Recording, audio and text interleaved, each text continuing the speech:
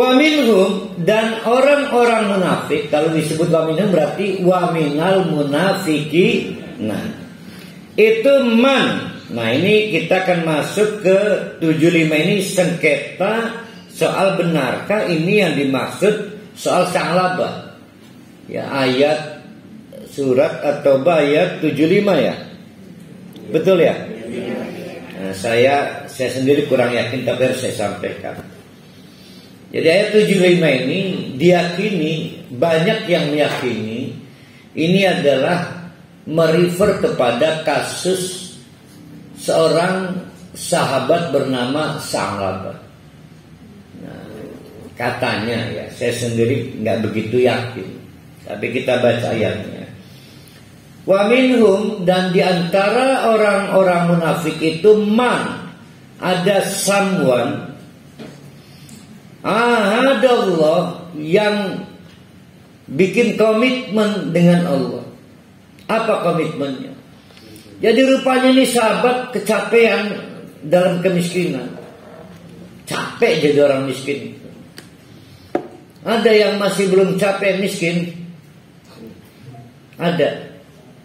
Sebetulnya udah capek, cuma nggak punya jalan lain ya. Jadi jarang ada yang bisa kuat dalam kemiskinan, termasuk konon katanya Sa'labah. Maka Sa'labah datang kepada Nabi Muhammad, ya Rasul. Nah, kenapa datang itu kepada Nabi Muhammad? Enggak, iya betul. Dia merasa lelah dengan kemiskinannya. Dia datang pada Rasulullah minta didoakan agar dia dipercaya mengelola kekayaan oleh Allah. Kenapa dia datang kepada Rasulullah itu? Nah, bagus. Karena dia mengakui dia jauh jaraknya dari Allah. Ya. Jadi apa bedanya itu dengan kita sekarang yang datang ke ustadz, ke kiai, ke abuya, tolong sih didoakan. Karena kita nggak mau mendekati Allah, kita malah minta tolong orang yang sudah dekat dengan Allah. Nah, Sa'labah juga cari jalan pintas. Nah, ini Rasulullah nih paling jaduk nih dekat dengan Allah nih. Doanya mustajab, mujarab ini. Nah, itu otak orang munafik tuh. Itu orang munafik. Yang benar kalau memang bukan orang munafik, kalau saya pengen dikasih nih Allah, saya minta tolong kepada rohani atau saya mendekati Allah? Mendekati Allah. Udah kelihatan tuh ya jejak kemunafikannya. Tapi ini soal Sa'labah ya. Insya Allah bukan Sa'labah ini maksudnya, siapapun ini. Jadi Sa'labah ini akhirnya datang kepada Rasulullah, ya Rasul, tolong dong berdoa kepada Allah. Saya yakin doamu itu mustajab. Mintakan kepada Allah saya diberi kepercayaan mengelola kekayaan, sehingga dengan kekayaan itu saya bisa banyak lebih bermanfaat untuk orang lain dalam infak saya, sedekah saya, zakat saya. Nggak diladeni oleh Rasulullah. Tidak patah semangat, datang lagi, ya Rasulullah, sama lagi isinya.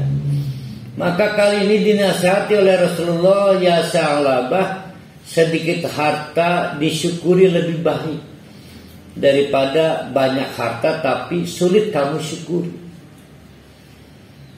Paham ya perlu ya? Nah, ini saya husnudon baru kali ini. Kenapa tidak mau lebih banyak lagi hartanya? Karena takut banyak yang tidak bisa disyukuri. Itu saya husnudon kepada kali. Tapi tidak mau dengar. Karena di otaknya yang penting pengen kaya. Sudah dua indikator kemunafikan itu. Ya, nasihat dianggap angin belah. Ini bukan sembarang orang, ini yang nasihati Nabi. Ya. Nggak ada orang yang terbaik setelah Nabi Muhammad, nggak ada lagi. Itu masih nggak digubris nasihatnya. Akhirnya pulang lagi, datang lagi. Akhirnya Rasulullah mengalah. Tertipu sekali lagi Rasulullah nggak tahu siapa orang, nggak tahu. Tapi Allah tahu.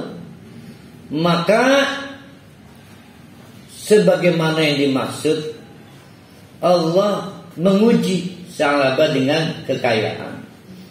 Diberikan kepada Sa'labah peternakan kambing, sukses dan sukses, sehingga tempat yang semula menjadi peternakannya tidak bisa mencukupi untuk perkembangan peternakannya, sehingga harus bergeser cari tempat yang lebih luas dan menjauh dari tempat berterbiasa hangout di masjid, di majelis. Maka Rasulullah kehilangan di mana Sa'labah ini. Sekarang mah jauh Rasulullah tempat ininya, ternaknya. Mungkin gak kebedak, iya ya, kerunyaan Sa'labah. Tapi berseling waktu ditanya lagi, itu Sa'labah mulai kayaknya aja dapat panen dari ternak kambing. Oh itu pasti Rasulullah. Terus datang diparani, dibuatlah letter apa? Surat, termasuk kepada suku Bani Salim, juga kepada Sa'labah. Diutus sahabat, tolong tagihkan zakat atas keuntungan ternak kambing yang dikelola oleh Sa'labah. Tapi apa yang terjadi, Sa'labah menganggap belum tepat waktu, karena sedang tinggi-tingginya kebutuhan ternak. Jadi mengkubisi, bukan gak mau loh, mengko. Sampai Rasulullah akhirnya meninggal.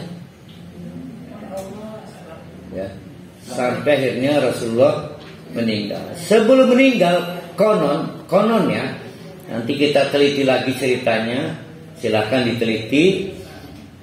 Sa'labah sempat menyatakan penyesalannya kepada Nabi Muhammad karena menganggap bisa menunda zakat. Penyesalannya ditunjukkan dengan apapun yang akan dijadikan zakat itu dipanggul di kepala. Memang ada tradisi di sana, di Madinah itu, di zaman itu, menunjukkan penyesalan dengan memanggul di atas kepala apa yang disesali. Nah, tapi Rasulullah rupanya, ini makonon ini, itu tidak berkenan. Karena Rasulullah menjawab, selain waktu saja zakatnya dibawa.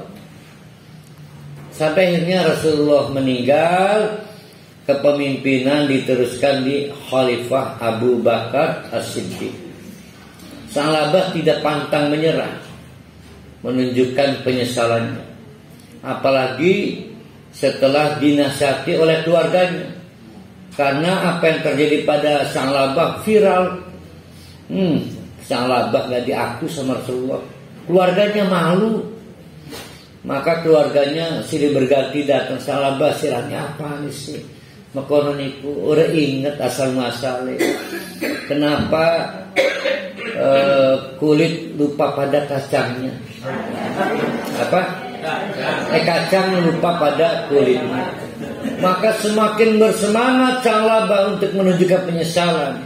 Tapi Rasulullah sudah wafat. Maka dia datang kepada Abu Bakar As-Siddiq. Kata Abu Bakar As-Siddiq, bagaimana saya bisa menerima zakatmu, sedang Rasulullah saja enggan menerima. Tampak semakin menyesal, tapi tidak menyerah.